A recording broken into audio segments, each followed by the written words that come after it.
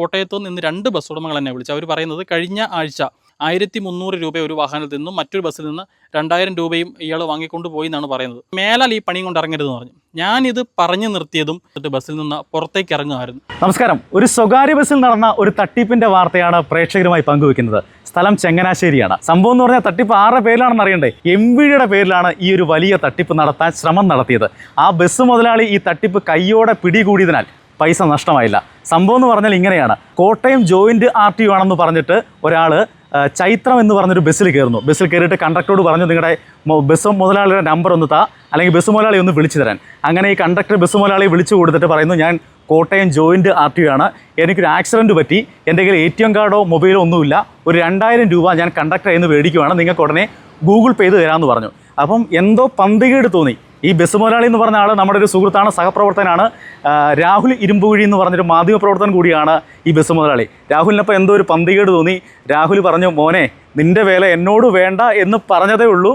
അപ്പോഴേ ഈ കള്ളൻ MVയുടെ പേരിൽ വന്ന ഈ കള്ളൻ ഇറങ്ങി ബസ്സിൽ നിന്ന് ഓടുകയാണ് ഉണ്ടായത്. പെട്ടെന്ന് ഈ ഒരു ബുദ്ധി തോന്നിയതിനാൽ പണം നഷ്ടപ്പെട്ടില്ല. ഇങ്ങനെ ഒരുപാട് ബസ് മുതലാളിമാർക്ക് പൈസ നഷ്ടപ്പെട്ടിട്ടുണ്ട്. MVയുടെ പേരിൽ വരെയാണ് തട്ടിപ്പ്.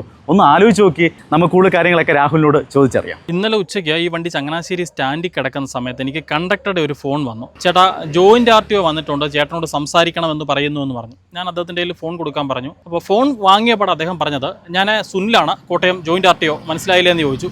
എനിക്ക് യഥാർത്ഥത്തിൽ ആളെ മനസ്സിലായില്ല. എങ്കിൽ പോലും ഞാൻ എന്താണ് സാറേ കാര്യമെന്ന് ചോദിച്ചപ്പോൾ എന്നോട് പറഞ്ഞു, സഹോദര, എൻ്റെ വണ്ടി ചങ്ങനാശ്ശേരിയിൽ വെച്ച് ഇന്ന് രാവിലെ ഒന്ന് ആക്സിഡൻ്റ് ആയി, എൻ്റെ കൈക്ക് ചെറിയ പരിക്കുണ്ട്. അപ്പോൾ എൻ്റെ കയ്യിൽ ക്യാഷായിട്ടൊന്നുമില്ല, എനിക്കൊരു 2000 രൂപ വേണം. ക്യാഷും ഇല്ല, ATM കാർഡും ഇല്ല, അതുകൊണ്ട് എനിക്കൊരു 2000 രൂപ വേണം.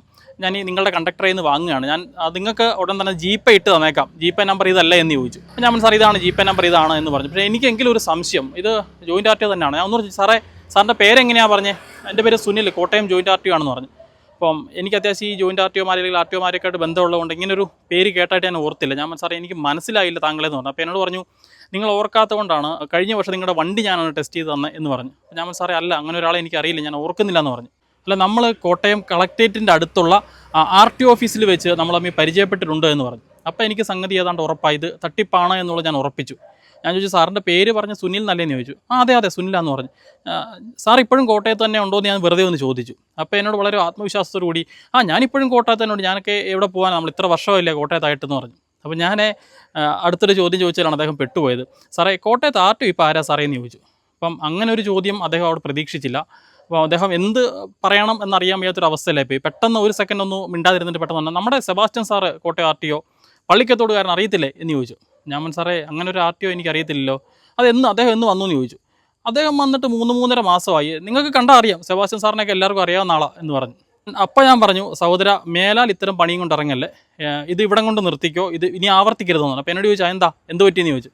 ഞാൻ പറഞ്ഞോടൂ, കോട്ടയത്ത് RTO നിലവിൽ RTO ഇല്ല, 6 മാസമായി കോട്ടയം ജില്ലയ്ക്ക് RTO ഇല്ല, പകരം പത്തനംതിട്ട RTO ആയിട്ടുള്ള ശ്യാം സാറിനാണ് കോട്ടയം ജില്ലയുടെ ചുമതല കൂടി നൽകിയിരിക്കുന്നത്. ഇത് കൃത്യമായി അറിയാവുന്ന ആളാണ് ഞാൻ പറഞ്ഞു, മേലാൽ ഈ പണിയും കൊണ്ട് ഇറങ്ങരുതെന്ന് പറഞ്ഞു. ഞാനിത് പറഞ്ഞു നിർത്തിയതും ഇദ്ദേഹം ഈ കണ്ടക്ടറുടെ ഫോൺ അദ്ദേഹത്തിൻ്റെ കയ്യിലേക്ക് തന്നെ തിരികെ കൊടുത്തിട്ട് ബസ്സിൽ നിന്ന് പുറത്തേക്ക് ഇറങ്ങുമായിരുന്നു. പുറത്തേക്ക് ഇറങ്ങി അദ്ദേഹം വേഗത്തിൽ എവിടേക്കോ ഓടി മറയുകയും ചെയ്തു. ഞാൻ ഈ കണ്ടക്ടറോട് കാര്യം പറഞ്ഞ് മനസ്സിലാക്കി ആ കണ്ടക്ടർ വെളിയിലേക്ക് ഇറങ്ങി വന്നപ്പോഴത്തേക്കും ഇദ്ദേഹം എവിടേക്കോ മറിഞ്ഞു കഴിഞ്ഞു. ഇദ്ദേഹത്തെ പിന്നീട് തപ്പിയിട്ട് കിട്ടിയില്ല. അപ്പോൾ എന്താണെങ്കിലും എനിക്ക് സാമ്പത്തിക നഷ്ടമൊന്നും ഉണ്ടാകാത്തതുകൊണ്ട് തന്നെ ഞാനിതിൽ പോലീസിൽ പരാതി നൽകിയിട്ടില്ല. പക്ഷേ അപ്പോൾ തന്നെ ഞാൻ യഥാർത്ഥത്തിലുള്ള കോട്ടയം ജോയിന്റ് RTOയെ വിളിച്ച്, സാർ ഇങ്ങനെ ഒരു സംഭവം ഉണ്ട്, സാറിൻ്റെ പേരിൽ ഒരു തട്ടിപ്പ് നടക്കുന്നുണ്ട് എന്നുള്ളത് അദ്ദേഹത്തെ അറിയിച്ചിട്ടുണ്ട്. സോഷ്യൽ മീഡിയയിൽ ഞാനൊരു പോസ്റ്റ് ഇട്ടിരുന്നു, ഈ വന്ന തട്ടിപ്പുകാരുടെ ചിത്രമടക്കം ഉൾപ്പെടുത്തിക്കൊണ്ട്.